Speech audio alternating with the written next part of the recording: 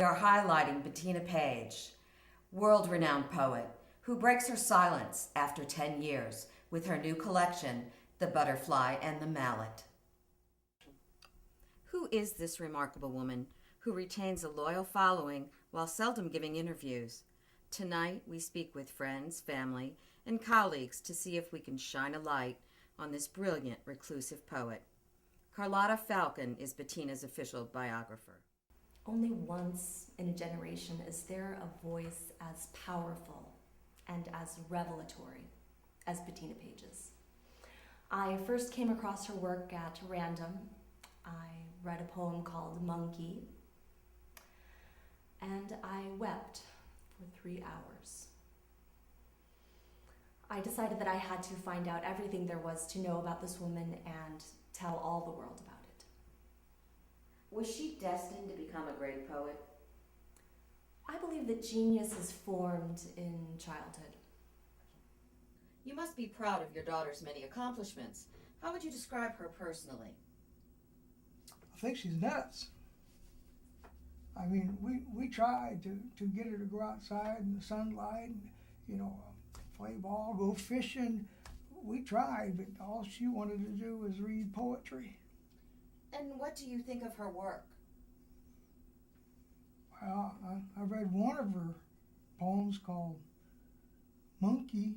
I thought there was going to be some monkeys in it, but there were no monkeys in it, and it didn't even rhyme. Not everyone sings Bettina's praises. One longtime critic has been the noted poet Veronica Summers. Some scholars believe that Bettina's poem, You Must Be Kidding, is a critique of Veronica Summers' work, The Flower in the Wall. In return, Veronica Summers' poem, Bettina is a Talentless Hack, is sometimes thought to be an attack on Bettina Page. A decade ago, you lost out on a prestigious literary award to Bettina Page. How does that make you feel? Oh, I'm not one bit bitter anymore. I just look at it as a sign that mediocrity rises to the top. And how do you feel about her work? Well, let's take a piece like Monkey, for instance. Rambling, incoherent, nonsense. So you feel her work lacks depth? Let me share with you a haiku I just wrote. Late Tuesday, hovering over the kitchen sink, I may have eaten the last piece of birthday cake. Did you see how I said may? It's like a mystery. One woman who knows Bettina well is her personal assistant, Tiffany Gold. How long have you worked with Bettina? Well, I've been her assistant for the past 7 years, and it's been wonderful. I'm sure it's a very creative environment. What would a typical day in the life of a poet be like? Well, every morning before I leave my house, I call Bettina, and I do call her Bettina, except, we're around other people. I text her every morning at 7:30 to wake her. She texts back something silly like, "Not you again." We get like that all the time. Oh, yes, coffee. And what do you think of the poetry? I'm speechless. She has this poem called Monkey, and it's like, what a cool title. Few poets have been embraced so strongly by the public, and the normally reclusive poet still manages the occasional book signing. What is it that makes Bettina's work so accessible? Oh, it's that woman, Bettina. She just draws people to her. Whether it's the first 3 people that ever showed up for one of her signings or the huge crowd that showed up the last time, that woman, she just oozes magnetism. We're so in sync. I feel like she wrote the poem Monkey about me, about my life, about my store. The almost hermit-like Bettina shocked the literary world 6 years ago by marrying bank manager Harold Gunderson.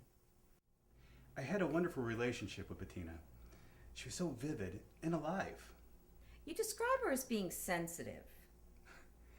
She was very sensitive. I remember this one time she read to me a poem. The poem's name was Monkey. And I remember when she finished, I said to her, "Darling, that poem was pretty funny." She threw me out of the house, and she hasn't spoken to me since. But this was not her only significant relationship with men. One man who claims to know Bettina's innermost soul is her sports trainer, Danielle Lee. Well, you do develop an intimacy when you're doing squats together. So sometimes after a workout, we'd go out for a beer and talk. I remember one night she started crying and saying how no one understood her. And she gave a long explanation about a poem she'd written called Monkey, and how everyone was missing what it was really about. She said I was the only person she'd ever confided in about that poem. What is Monkey about?